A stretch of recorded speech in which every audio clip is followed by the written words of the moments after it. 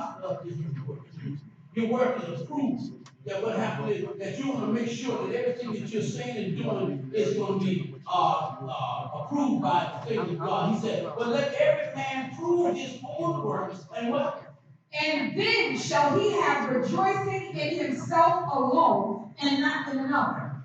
I'm really excited. Now, most of y'all know that's my daughter right there. That's me. What happened is, like I said, the thing came to me the other day. I said, man, I remember Keisha trying to get slick on me. Before you know it, I was right at the door where she was at. Hello? Who are you looking for? I'm looking for Keisha. Send her out of that house right now. What do you mean? Listen, because what happened is, I want to make sure my work that I'm depositing is clear on the end of the day. That's right. Well, she's over there. I want to bother her because I know she will talk trash to me, man. I don't care. He said, but let every man prove his own work, and then shall he have rejoicing in himself alone, and what? Not in another. And not in another. Go ahead. For every man shall bear his own burden. Let him that is taught the word communicate unto him that teacheth in all good things. For every man shall bear his own burden. When you doing what you're supposed to do, and you did not do, let me say, you did not do what you're supposed to do, and your child being able to do something contrary and stuff like this, man, the weight falls where?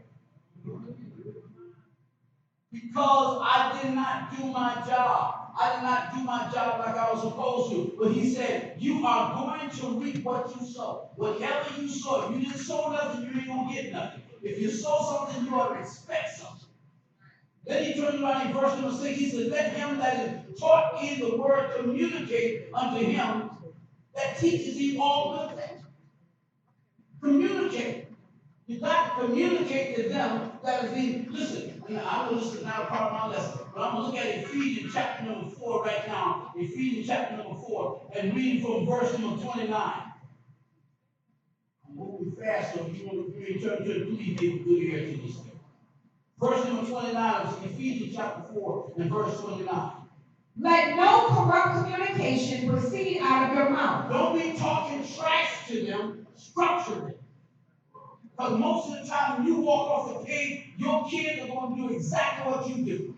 I was just telling my brother in the office before I came out. I said there was a young man when his father used to beat his mother every weekend. When he get drunk, he beat her every weekend. But what happened is it's not a bad thing to say. He knew how much to beat her. I say it's a bad thing to say, but he didn't beat her to try to kill her. He was just drunk and he just beat her. His son didn't understand that method. His son came right behind him, and his wife right now, this day, is in a nursing home that he beat her so bad on a daily basis. Because what it did, he didn't tell his son, I want you to be just like me. What it is, the spirit that was on the inside of him, moving in him, was handed down to him, and he didn't know how to beat her. He beat her, furiously. And this lady is still alive, and yes, she's in a convalescent home ever since she was about 20 years old. She's been in a convalescent home. Because he beat her so bad upside her head. And what happened? And what I'm saying is, this is how this thing works. This thing automatically just happens. That's why we have to make sure, he said, let no corrupt communication proceed out of your mouth, but that which is good to the use of edifying. Come on, that's what he said. That it may minister grace unto the hearer. If you can't edify, then what happens? He said, I want you to minister grace to the hearer. Whoever is listening to you, make sure they hear what you're saying. I told y'all over and over again, my household was always meeting time. Always meeting time. If something is not right, what happens? We got to meet and talk about it. And what I'm saying, you can't let nothing go out of your house or go wrong in your household that you're not taking care of. It's crucial at this point in time. You can't afford to allow anything to happen or go down that you're not ahead of. I told you I was just going to read this right here. Verse 30 says, And grieve not the Holy Spirit of God, whereby ye are sealed unto the day of redemption. Don't you know all this word has been set up in something? He said this word has been sealed in you. And so if you don't let this word have its way, what happens is you allow anything else to come up and cause chaos in your house or all the way around you. Read verse 31. Let all bitterness and wrath and anger and clamor and evil speaking be put away from you with all malice. And you should have no grudges in your heart. But how do you, listen, anybody who carries a grudge in their heart, you can't communicate properly.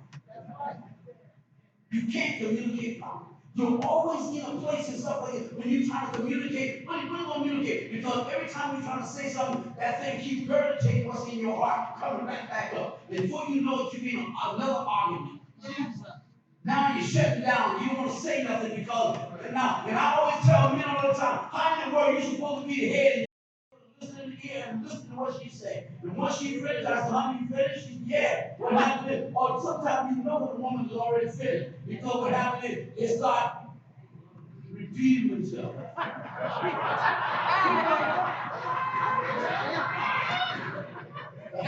Yeah. And that's just not with my wife, that's for everybody. You know when people can finish the conversation? When you start repeating what you started off saying before, I mean, you're done. I can say, okay, let me just talk right now. So you got to give room that will have to let people communicate to you.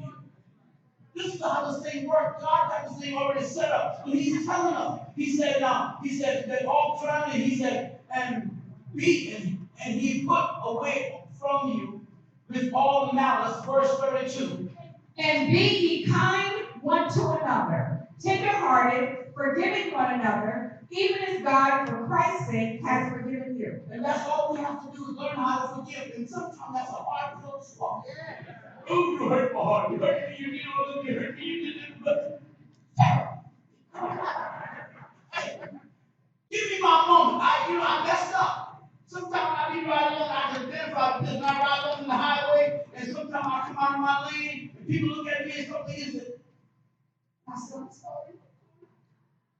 And then what happened is, listen, what about when you come out of yours? Or people come out of theirs onto you? Yeah. You can't sit here and just walk with an attitude all the way and stuff like that. Sometimes you're distracted. I'm not saying about the cell phone jump and stuff like that. Every now and then you pull out of your lane. Yeah. And what happens is, like I said, you probably going to ride down the highway for 50 miles an hour and take it out with the next person. We got to realize and understand God has given us room for this nonsense, for this thing not to be able to cause chaos in our life. Go back to Galatians again.